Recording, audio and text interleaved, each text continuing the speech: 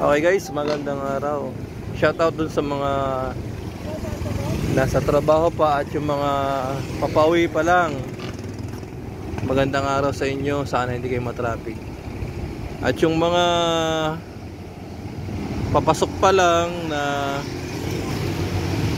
akala mo tagal-tagal ng kalahating oras, sasaktuhin lang talaga, bilis-bilisan nyo, baka malate kayo.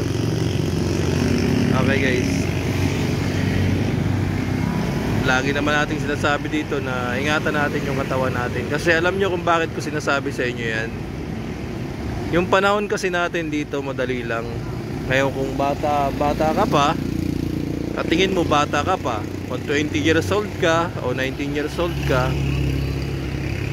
kamukat-mukat nyan, mga 30 ka na, 35. Kasi mabilis lang yung taon eh. Hindi lang natin namamalayan.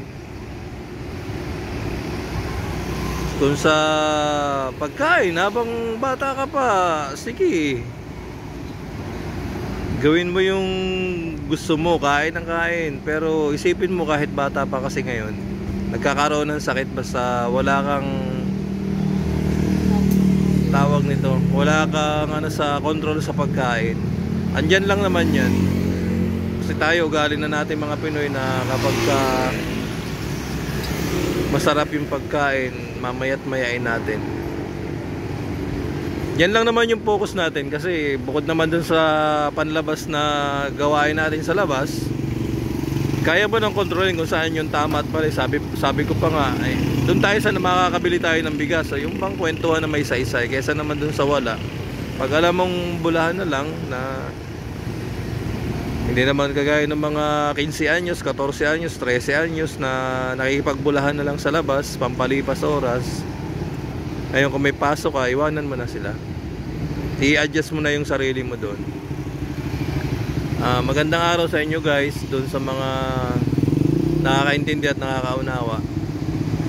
Please like and subscribe na lang guys. Magandang araw sa inyong lahat. Sana palaging nasa kondisyon yung katawan natin. Sarap nga sanang yung okay guys, sige na.